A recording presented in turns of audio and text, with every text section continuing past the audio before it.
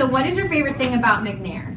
Okay, my favorite thing about McNair would be the block schedule. I really like the block schedule. I don't know what my life would be like if I had to go through 6 periods the whole year. It just gives you a lot of opportunities to take AP classes. And for me, AP classes are where all of my friends are. And so it's really nice to be in classes that you're with all your friends. What do you contribute to McNair that no one else does? That no one else does would be my physical essence. No, I'm just kidding. But I think I like to reach out, and I like to reach out to through the clubs I do. For example, CSF. That's a really big part of me, and I really enjoy planning events and coordinating events, and especially talking with the counselors. Now I have a first period off, so I just like to spend my time there. Which McNair teacher should be the President of the United States and why? Okay, I think this was a tough one, but I think it would be Mr. Medina, because since he's so short, he would change all the height requirements. And since I'm short, that would definitely accommodate to me. So, but in all seriousness, no, he's also understanding, and he understands your situations, and he accommodates to your needs too. And he's just a fun person to be around. And he's a jokester, but he knows when to get down to business, and I think that's a really good quality just to have as a person. What 3 goals do you want to achieve after you graduate, and how do you plan to achieve those goals? I hope to go to a 4-year university or be in college for 4 years, get a bachelor's in something that I'm not sure of yet. I hope by that time I figured out how I want to be happy and how I want to live my life and be happy, and hopefully find something that I want to do to be happy, and really just focus on myself and eventually be able to focus on what I can do for other people. So tell me about a time you were really, really proud of yourself and why. Well, I work at a Kuan Center, so I work with little kids and I teach them how to read and write. And I think one of the best moments is just walking in there every day. There's this one little girl, her name is Viana, and she really does not know how to read for her life. Like, she just does not know how to blend letters, so she can go like k-a-ta, but she can't put together cat. And so I think the best moments that I feel really proud of myself is when she starts to get teary-eyed and she starts to cry. I tell her, okay, you know what, you can do this. You can do this. You can do this. And I tell her, repeat after me, say, I can do it. I can do it. And it's really exciting, and then I give them stickers at the end, and it's really fun. Tell me about a time that you suffered a disappointment and how you dealt with it. Well, I've missed orthodontist appointments, which is kind of disappointing.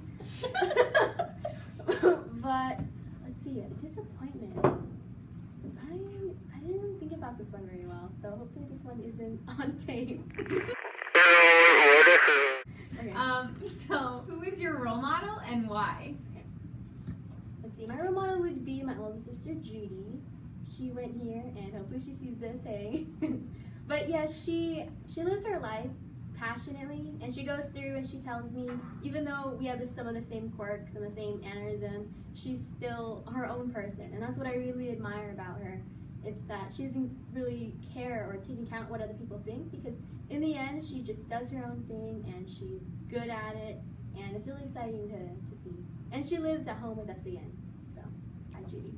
What is one job you could never ever do, and why? I don't think I could ever be a social worker, because I love kids a lot. And you know, even though social workers help kids out of situations, I just feel like I wouldn't be able to handle seeing them in those situations in the first place.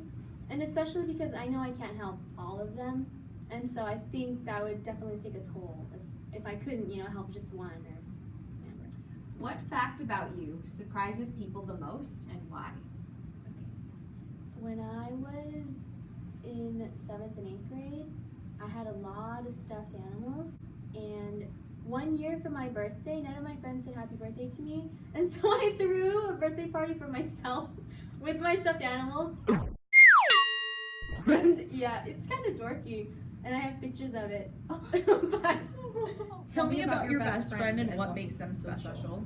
my best friend would be Nathan Martin, My closest friend, Sabrina Quinn. and I think he's special because he's so compassionate about what he does. And I think we both just have that same drive to just be our best. And I never feel like I'm competing against him because we know that we're both pushing each other.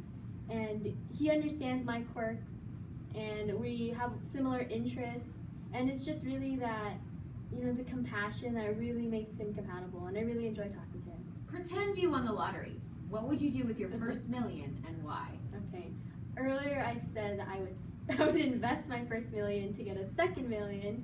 And so after that, I guess I would live a philanthropic lifestyle, but also definitely treat my parents now that I think about it, because I'd want them to go anywhere they could go, and my family, I have a really big family, so definitely go on a family cruise or something.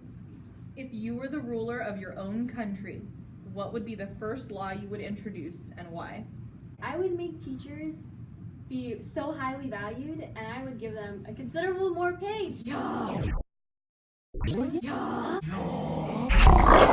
because Oh my God. teachers, they're so undervalued. Like when you're first starting, when you first start school, that's where you learn how to learn, and that's where you get your mindset from. And so, if your teacher, let's say, isn't getting paid enough, they won't be into it, you won't be into it. But for those teachers who are really special, they really get you, and they deserve what, they're giving you. So. If you could get away with a crime, would you? And what would that crime be? Okay, if I could get away with the crime, it'd probably be theft.